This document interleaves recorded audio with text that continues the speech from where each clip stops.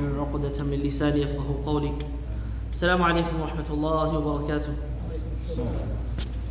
So, as it is Tuesday, we'll be continuing from the qasida of Ibn al-Wardi, his Lamiyah. Ibn al-Wardi, very beautifully, he says in these lines, he says, لا تقل أصلي وفصلي أبدا إنما أصل الفتى ما قد حصل قد يسود المرء من غير أب وبحسن السبك قد ينفى الزغل وكذا الورد من الشوك وما ينبت النرجس إلا من بصل مع أني أحمد الله على نسبي إذ بأبي بكر اتصل. Over here he says in the first line, لا تقل أصلي وفصلي أبدا إنما أصل الفتى ما قد حصل. He's giving us advice. He says that don't say out of pride that my father, looking to your ancestry, my father is such and such man, he's so generous, my father is a sheikh, my father is a doctor, my father is this, my father is this. Rather, focus on your own self. Because on the day of judgment, you're not going to be entering into Jannah because of who your father was. You're going to be entering into Jannah because of who you are, because of your a'mal. Allah subhanahu wa ta'ala, He says, يَوْمَ يَفِرُّ الْمَرْءُ مِنْ أَخِيهِ وَأُمِّهِ وَأَبِيهِ. Your father's not going to be there saying, yes, that's my son or that's my grandson. وَفَصْلِي, right? وَفَصْلِي all means your dhurriya. Don't look towards your progeny. Sometimes a father, when his son, he accomplishes so much, he becomes such a good man or a good daughter, they say, oh, that's my son, that's my daughter. That's, of course, you're supposed to be prideful and happy for your children. But he's saying that should not make you oblivious to your own self and your own actions. And we see this, it's very common, especially amongst Arab and Desis. They always look to their families. They say, my father is such and such, my son is such and such, because we're so family oriented. And they say, there's a line of poetry, إن افتخرت بآباء لهم نسب قلنا صدقت لكن بئس ما ولدوا. Sometimes when someone takes too much pride in their father and their grandfather, yeah, that's true, rahimahullah, but you're not deserving of that praise. And then he says قد يسود المرء من غير أب وبحسن السبك قد ينفى الزغل. This is a very amazing thing. A person, despite his background, قد يسود المرء means he could possibly be a sayyid amongst the people if he did not have such good lineage, if he does not come from such a healthy family background. Especially in America, Shaykhna, like you see the inner city kids that sometimes they don't even know who their father is. Sometimes they don't know who their father is. That does not mean that they can't live a beautiful lifestyle.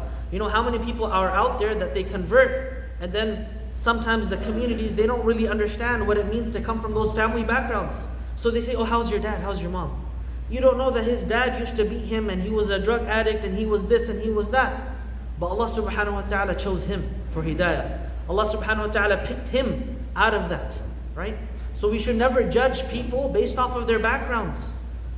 And if we look to even our own scholars, Imam al-Shafi'i and Imam Ahmad, they were orphans. Imam al-Shafi'i and Imam Ahmad rahimahumullah wa radiya anhuma, they were orphan children. They did not grow up with a father in the house, they were orphans. And if you look at all of the Qurra from the Sab'a and their Ruwat, majority of them come from backgrounds of slavery. They were not people of nasab. They were people that came from backgrounds of slavery, and yet they accomplished so much.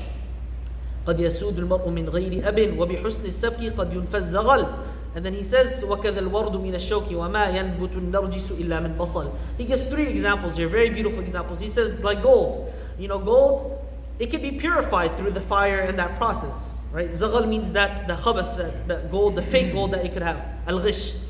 The zaghal is that fake gold that could be added. You can melt it, and they have their techniques for that. And just like a rose, if anybody has seen a rose, they know at the top it's beautiful, but when it's growing, because in my grandma's house, she has roses outside, all of it is just thorns. And if a rose can grow out of thorns, and then a beautiful person can come from a bad background, it's very possible. Or a background where he had no father, for example.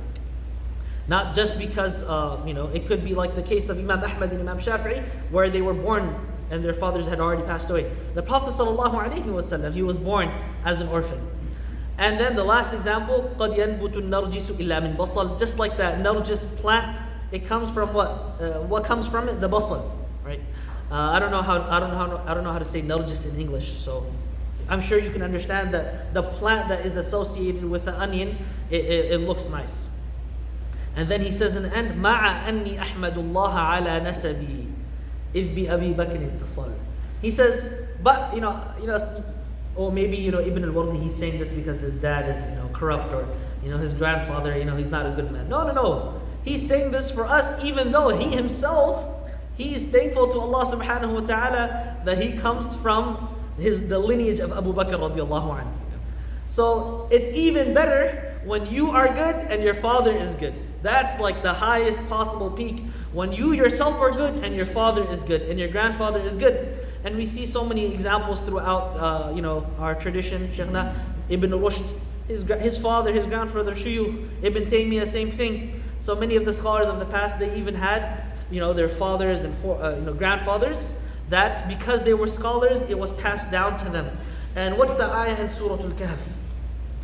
Surah Al-Kahf, in the story of Musa and Khidr, وَكَانَ أَبُوهُمَا صَالِحًا. Allah subhanahu wa ta'ala chose to protect the wealth of those two orphan boys because of their righteous father.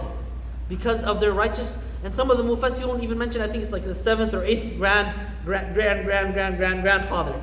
So, if you are a good person, inshallah that you will have a good impact on your children. And if you are a bad person, then, or if you have from your family background where people are not that righteous, that doesn't mean that you can't be righteous. You could be that rose from the thorn. You could be that gold that is purified, like Ibn al-Wardi mentioned. And I ask Allah subhanahu wa ta'ala to allow us to, let people that are around us, despite their family backgrounds, to grow. And I ask Allah subhanahu wa ta'ala to make us from those righteous people. Wa sallallahu ala nabina Muhammad wa ala alihi wa sahbihi ajma'in.